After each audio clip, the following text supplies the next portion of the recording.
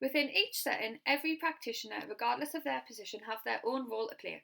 With regard to their role, they have a level of professionalism that must be adhered to at all times. Professionalism is multi-faced and therefore can be difficult to define. Many people have their own idea on what is meant by professionalism. Delhi and Urban identify that professionalism can be understood as a discourse as much as a phenomenon, as something that is constantly under reconstruction. Within my sector, I have seen Danielson's framework of professional responsibility being carried out, and as a practitioner myself, I use this method also.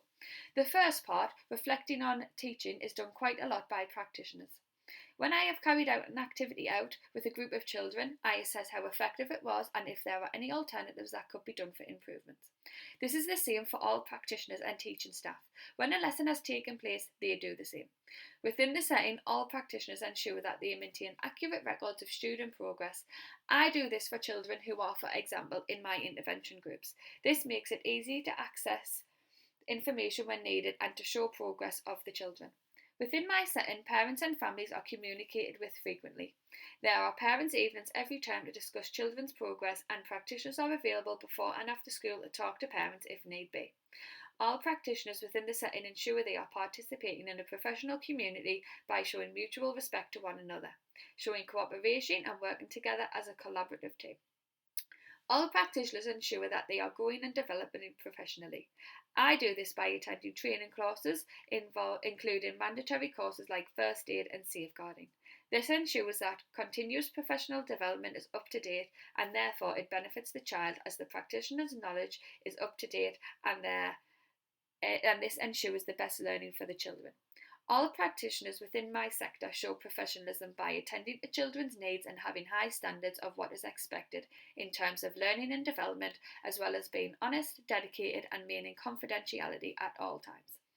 Nothing has more impact on a child's achievement than the quality of teaching they receive, and in the new standards set out for teachers, the importance of classroom practice and subject knowledge has been prioritised. The Department for Education introduced the teaching standards to set a clear professional baseline of expectations.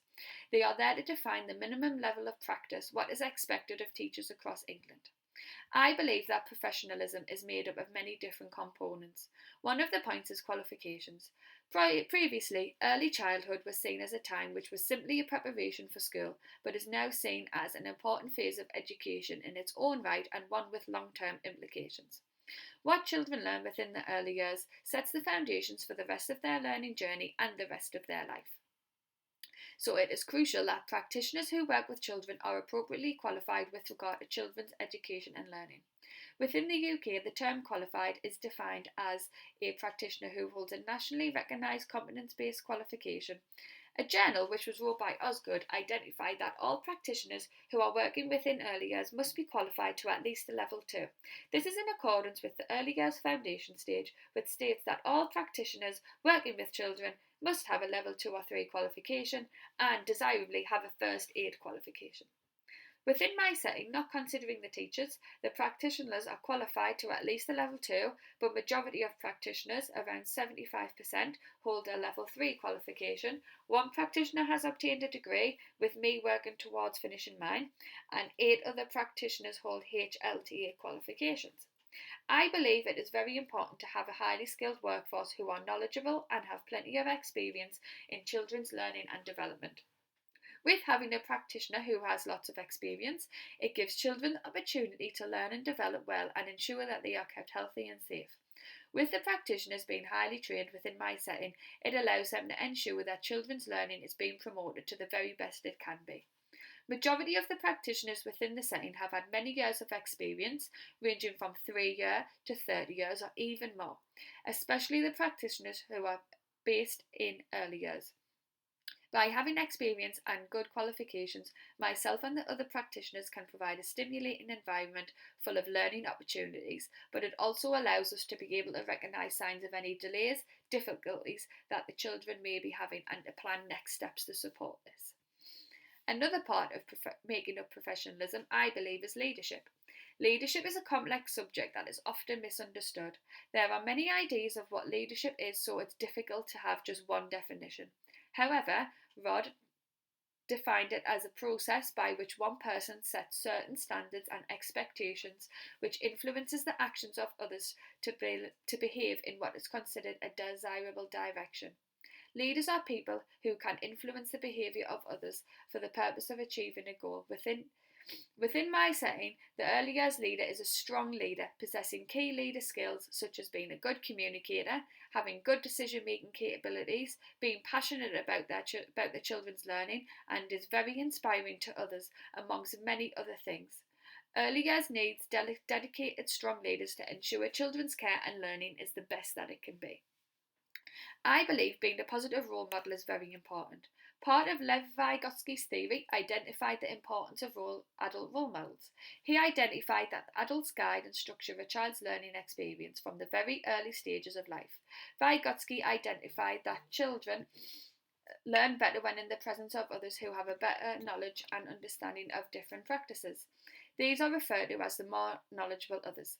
The practitioner's role is very important in guiding and helping the children progress in their learning in a way which they would not be able to do so alone. Personally, I do this by asking the children thought-provoking questions and statements which are related to their learning experience. In turn, it gives the children the opportunity to develop their cognitive skills and thought process.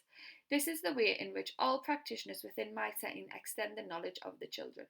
Bandura's social learning theory highlighted the fact that children pay attention to the people around them and even imitate their behaviour. This is another reason that I believe it is important to be a positive role model. But this is not just with children, it also has to be with other members of staff. It is important with regard to students who are training within the early years who may be very impressionable. I think being able to work with children and families from all different backgrounds is very important. As a setting, we ensure that we do not discriminate against children, parents and families who may have different backgrounds or may have more needs than others who may require more support. As a setting, we ensure that we give everyone the opportunity to be included in everything that we do. This is important in relation to accordance with the Article 28 and 29 of the Convention of the Rights of the Child. Every child has the right to an education and on the quality and content of education. Within the setting, we have had a large number of children who have had very challenging behaviour and therefore require extra support, usually needing an adult to provide one-to-one care and support. But we ensure that those children are given the opportunity to learn by providing more support staff and having options for them to alter the learning where they see fit to benefit the child. As a practitioner, I understand the importance of maintaining professional relationships with parents, families and other professionals. This is to ensure the best outcome for the children. The early years foundation stage expresses the importance of partnership between practitioners and parents and states that key workers should build relationships with parents. When I worked in my previous setting, it was highly important that I had strong relationships with my key children's parents. This made it easier to discuss the progress, share observations and assessments, and identify any potential issues that were there, but also for parents to feel comfortable to be able to approach me if they had any concerns that I could help with. Maintaining good relationships with multi-agency workers is also very important in addressing any concerns and to work with them to gather support and next steps for the children. Confidentiality, I believe, is one of the main parts of being a professional. Working within a school setting, myself and the other practitioners are frequently exposed to highly confidential information about the children and families who are in relation to the school. As part of my role, I know that it is essential that information is only shared with the people that it is necessary to share with.